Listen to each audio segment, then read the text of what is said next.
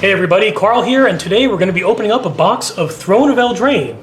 Now this set came out towards the beginning of the year, but there's still some stuff in it that we need, so we figured let's open up another one and share our findings with you fine people who visit us on a hopefully regular basis here on our YouTube channel and over on our other social media. Now Throne of Eldraine is a set I unfortunately missed, and I say unfortunately because I love the theme of it. It was all very much based on a combination of Arthurian legend and fairy tales. So you had some cards that were all about, knights and castles and stuff like that, and a bunch of others that just flat out, referenced various Grimm's fairy tales. So it was a really fun set, one that I didn't get a chance to play with too much. So now I get a chance to, on a personal level, enjoy some of the opening of it. So let's see how it goes. Now some of the main cards we're looking for are things like the Great Henge, Embercleave. Oko still has value even though he's banned in literally everything. Ooh, Wishclaw Talisman. So we start off with a foil rare, not too shabby. And let's see what a regular rare in this one was. Okay, Sorceress Spyglass, reprint from Ixalan. Not the best, but whatever, we're just starting. So do a quick scan through the other ones. And let's move on to the next pack. Still got plenty to go, so let's see what happens.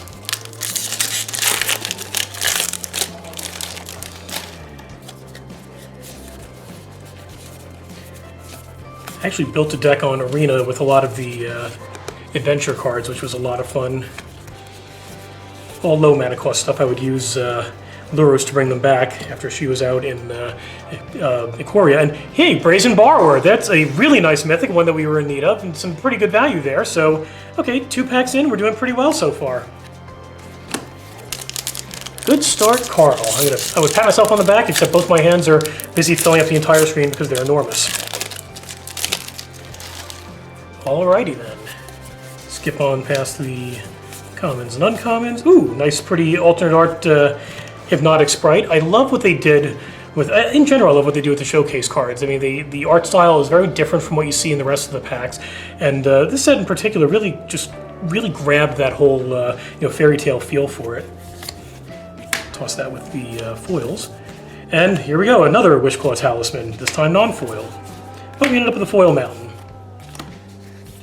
Also, just the basic lands even had just wonderful art in this set. Just that lone well in the middle of nowhere. Gorgeous. Good job there, Mark Poole. Pack number 4. Let's see how it goes. I'm noticing everything's a little tilted. Let's try to fix that a little bit. Okay.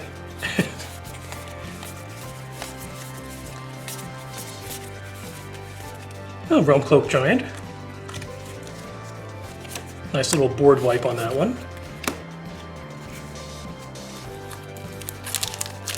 If you play as Adventure before summoning them.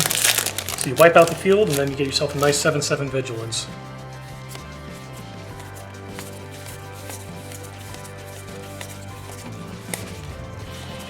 Stormfist Crusader. Okay, it's alright. Not the money we're looking for, but we still got plenty to go. And that Brazen Borrower at the top of the box definitely has me in a good mood.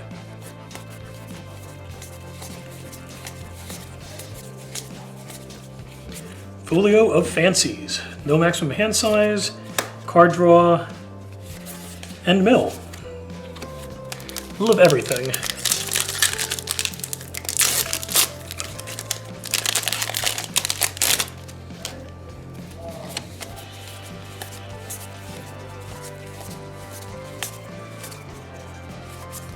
Blackbridge Troll. This is a fun one because it gives your opponent go tokens they can sacrifice to keep it from attacking. I mean, 8/8 for 5 mana with Trample and Haste is nothing to sneeze at. Unfortunately, it does give your opponent ways to shut it down. They don't even need to necessarily sacrifice the goats. They can sacrifice anything at the beginning of combat to tap them down. So definitely some downsides to it. But if you can get rid of your opponent's side of the field, you end up with just massive damage running all over them. Edgewall Innkeeper is a really fun one. Lets you replay your... lets you draw extra cards if you cast anything that has an adventure on it. Ayara, First of Lochthwain. So I was confusing the Innkeeper with Lurus, who was letting me replay the guys. the Innkeeper was a big part of that deck too, because I would just keep drawing extra cards, and I could replay my other guys and draw cards off of them with the Innkeep out. Really nasty stuff. And then they made the companions a little tougher to cast. Trapped in the Tower. It's funny, I was just playing King's Quest VI the other night, an old Sierra game that had a really cheesy power ballad ending it called Girl in the Tower. Bone Crusher Giant. This is a really fun one. You use it pretty solidly in a couple of my decks. Specifically, I had one with a bunch of red dudes I would swing in, and it was nice. I would use him to deal direct damage and kill off smaller creatures, and I'd still end up with a 4/3 playing him for his regular, being afterwards instead of just being on the adventure. And Feasting Troll King. Vigilance and Trample on a 7/6, and it gives you food. Okay, almost about to wrap up the first third of the box. The only big money one we've seen so far is the Brazen Borrower. Ooh, I see a foil in this one. Ah, Witch's Oven. The big combo with that one, the Cauldron Familiar, just got banned the other day. Outlaw's Merriment is a really nice one to keep randomly summoning additional creature tokens. Ooh, and a foil Golden Egg. Not necessarily a great card, but very pretty.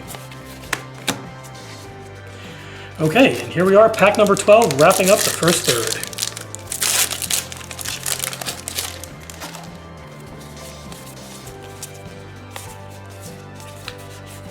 Oh, those poor pigs running from the wolf. And Castle Garenbrig. Fun one to filter out 4 mana into 6 green just to get your big creatures out, or to activate your creature's abilities. Okay, pack lucky number 13. The Crystal Slipper, Tall's a Beanstalk, Tournament Grounds. Witch's Vengeance is our rare. Creatures, the creature type of your choice, get -3/-3 till the end of the turn. And we have a foil Burning Yard Trainer. Lucky number 13, not so lucky for us. Come on, where's that value? Give us a Great Hen, get us a Questing Beast, get us an Embercleave. Well, all the best stuff seems to be in the Mythic slot this time around. Happily Ever After. So the really good stuff's going to be extra hard to get a hold of. At least we got one of them so far, so fingers crossed we can do a little bit better as we progress through here. So tiny. Our chances of pulling more really good mythics are so tiny. Ah, Lovestruck Beast. That's a fun one. It's a 5/5 for only 3 mana that can only attack if you control a 1/1 creature, but if you cast its Adventure, it gives you one of those 1/1 creatures. So, wonderful card based off of Beauty and the Beast. And the showcase artwork for that one was done by our good friend Tyler Walpole, who was actually here in the store the weekend of the pre-release, selling prints of that card as well as some of his other stuff and signing autographs. Hopefully we'll get a chance to see him again here soon. Sundering Stroke is our rare, and Garenbrig Squire, is our foil. Speaking of artists being in the store, we're actually going to have a couple other artists from our agent friend Roberto and his company Artist Allies. We've got Ben Harvey and Sean Anderson coming into the store on Saturday, September 12th, because they both did some variant covers, exclusive variant covers for ToyWiz for the upcoming Teenage Mutant Ninja Turtles Last Ronin #1. So come on by for that. And that's cross-promotion. Charming Prince.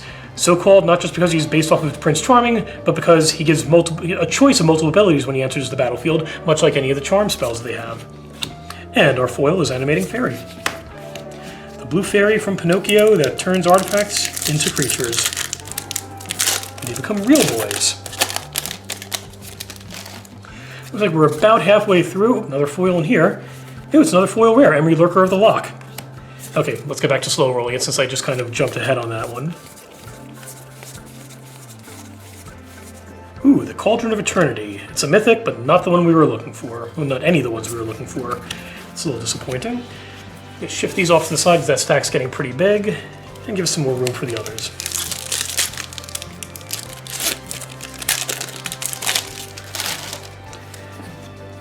Skip, skip, skip, skip, skip, skip.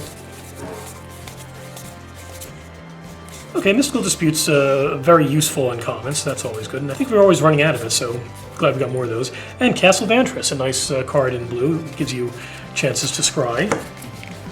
Decide what you want to draw coming up.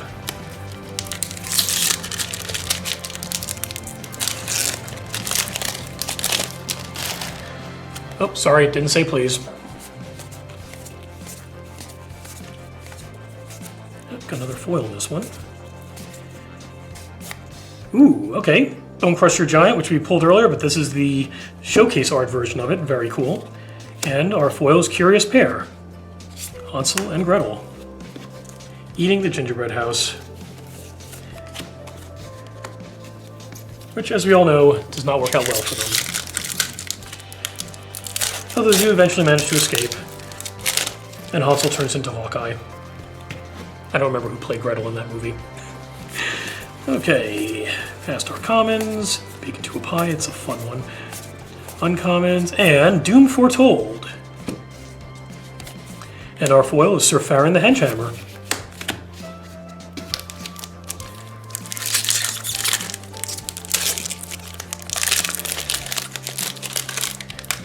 And this one does not want to open nicely. Another Curious Pair.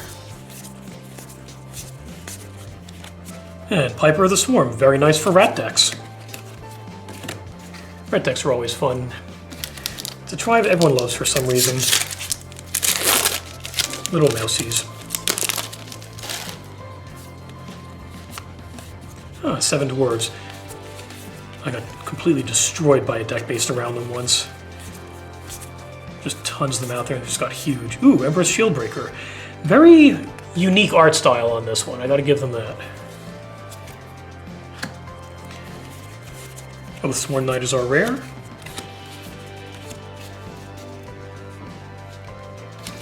Okay, pack number 24 as we get to the 2/3 point of this box. That just does not really look like something that belongs in a fairy tale. It's more robotic. It should be on Mirrodin somewhere. Giant Killer. And a foil Knight of the Keep. Okay, last stack. Let's see if this one brings us any more luck. Start off strong with the Brazen Borrower. Hopefully we can finish off strong. And then we have also the Queen of Ice. Forever Young. How much of this can I sing before we get taken down by YouTube? I'll just stop there. Dance of the Manse. The magic card embodiment of Be Our Guest from Beauty and the Beast.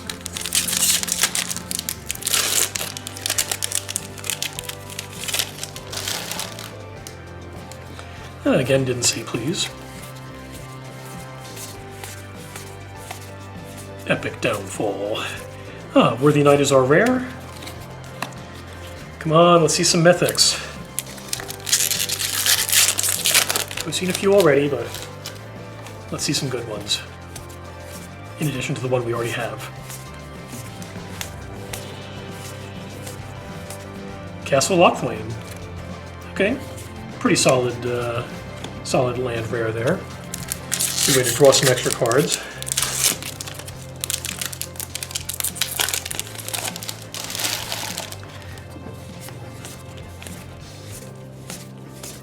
Yeah, every time we do these openings, it starts off so exciting, then you start seeing the same commons and uncommons over and over again, and it becomes a little less exciting. Gadwick the Wizened is our rare.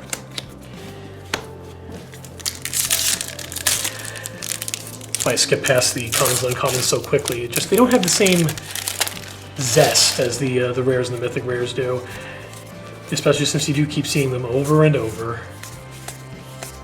Oh, good, another Mystical Dispute. Hey, Embercleave! That's always a good one. Ooh, and a foil Castle Garenbrig. That makes 3 foil rares for this box. Now, none of them are particularly big money ones, but still, 3 foil rares in a box? Normally you're lucky to get, well, I shouldn't say lucky, you normally only get 1. So, yeah, we get Garenbrig, that's Emery, and our very first one, the Witchclaw Talisman. Okay, so luck is with us, to some extent, giving us something special.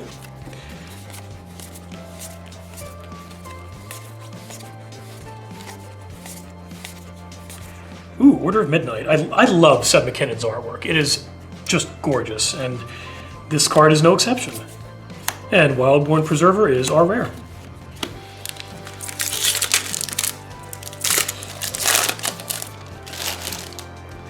Actually, I have a print of his, what was it called? Bearer of Overwhelming Truths from Shadows over Innistrad in my kitchen, looking very creepy while I'm cooking dinner. Spinning wheel, got to go round. Hey, Fabled Passage. Very good card, very useful. Unfortunately, just saw a reprint in M21, so its value dropped quite a bit, but its playability is still up there. So I'm not going to count that as a loss.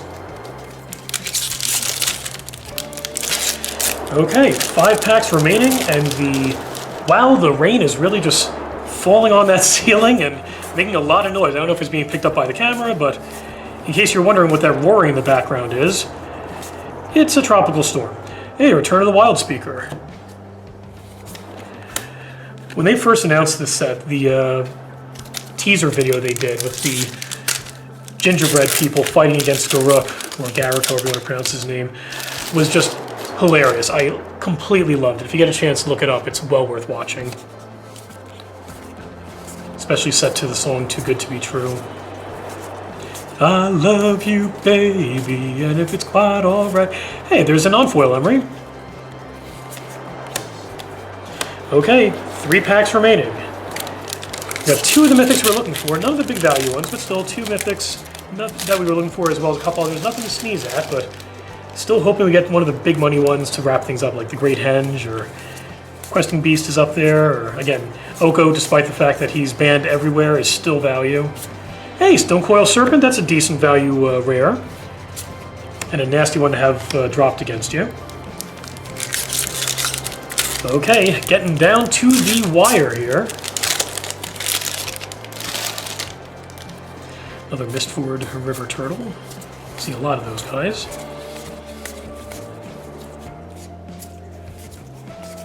Lyndon, the Steadfast Queen. Holding down the fort while Kenrith was out of action. So looking at that sword, I have a feeling she's probably stronger than her husband. Regal, and can certainly kick some butt. Okay, final pack. Here it goes. Skip on past the commons and uncommons. Scorching Dragonfire is always good. Cauldron Familiar. That poor kitty just keeps getting fed to the Witcher's Cauldron. Now banned, so the cat is safe. And Castle Embereth. I think that actually makes every castle... Did we pull every castle? I think maybe the only one we might have missed was the white one. But we definitely got the others. And that is it. Let's take a quick look. There's Embereth, the red one. Locthwain, the black one. Ventress, the blue one. And Garenbrig, the green one. Yep, the only one we didn't get, and I'm blanking on its name, was the white one. So, pretty cool. So thank you very much for joining us. I hope you enjoyed this box break. We got some pretty cool stuff out of it, so I'm happy. And be sure to keep watching this channel for additional videos. We'll see you in the next one. Remember to stay safe out there. Bye-bye.